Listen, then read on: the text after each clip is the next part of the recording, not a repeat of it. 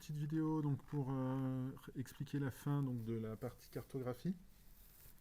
Donc notamment les itinéraires et calculs, donc avec l'algorithme de Dijkstra, pas toujours simple à dire. Donc normalement vous avez bien regardé la vidéo, hein, donc le but c'est de calculer les plus courts chemins en testant en fait, en réfléchissant par où il faut passer. Alors par exemple ici sur cet exercice, le chemin donc le moins long en kilomètres depuis entre Parme et Rome, donc Parme, Bologne, Florence, Rome, on arrivait donc à 518 km. Le plus rapide étant le même, hein, Parme, Bologne, Florence, Rome. Alors j'ai pas fait le calcul, vous pourrez le faire facilement. Par contre le moins cher, on retrouvait un autre chemin, donc Parme, Bologne, Pérouse, Rome. Et donc ce n'était pas le même chemin dans les trois cas. Et donc vous pouviez utiliser l'outil donc Graph Online pour tester. Donc là par exemple j'ai représenté en fait les chemins possibles donc entre Parme et Rome. Donc ensuite vous choisissez ici l'algorithme du plus court chemin. Vous cliquez sur Rome, Parme en premier. Donc plus court entre Parme et Rome. Et donc là en fait après une petite exécution on va retrouver en effet le chemin que l'on avait donné tout à l'heure, Parme, Bologne, Florence, Rome. Vous pouvez ensuite changer si vous le souhaitez les poids. Donc en supprimant et en modifiant le poids de chacun des liens pour faire un calcul cette fois-ci sur le temps ou sur le prix. Donc ensuite les petits programmes Python n'étaient pas normalement très compliqués à réaliser. Il suffisait de suivre sur les premiers exemples. Donc là vous aviez par exemple sur la partie cartographie un premier programme avec la carte donc, qui est ici. Je vais vous les mettre en lien, enfin en téléchargement sur le Drive si vous le souhaitez. Donc là, c'était pour placer tout simplement un point sur la carte. Vous aviez ensuite le calcul d'itinéraire, donc en indiquant ici bien sûr voiture, donc le calcul d'itinéraire entre deux points qui est expliqué là. Donc on arrivait en fait tout simplement au McDo. Et vous aviez enfin le dernier ici à retrouver le chemin en fait du collège vers l'hôpital en vélo et à cheval. Donc ici en fait il suffisait de modifier les coordonnées en fait d'arrivée pour modifier à la place donc de ceci remettre les coordonnées donc du McDonald's plutôt que de mettre les coordonnées de l'hôpital.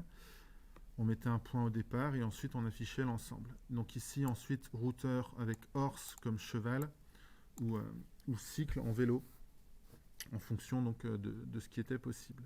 Et donc ça vous générait une carte et la carte en fait vous pouviez voir ensuite sur internet le résultat.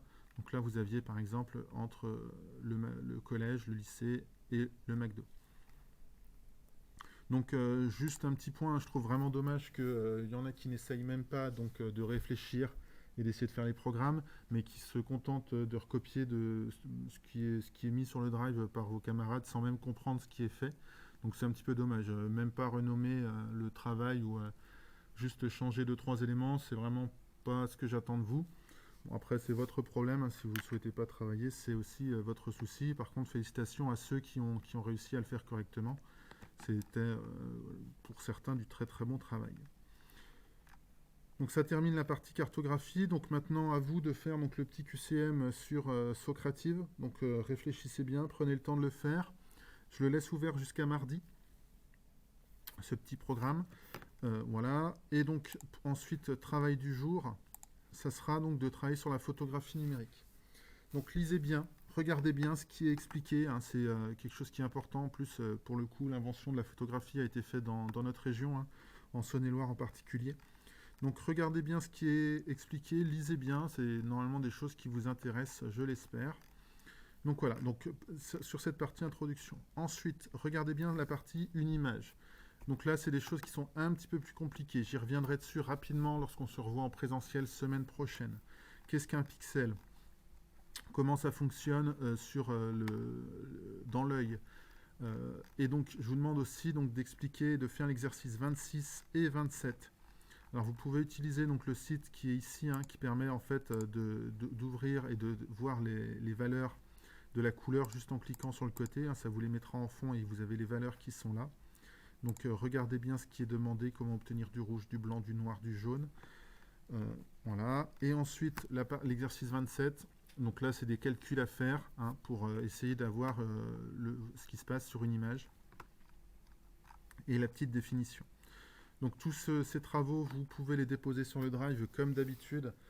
Voilà.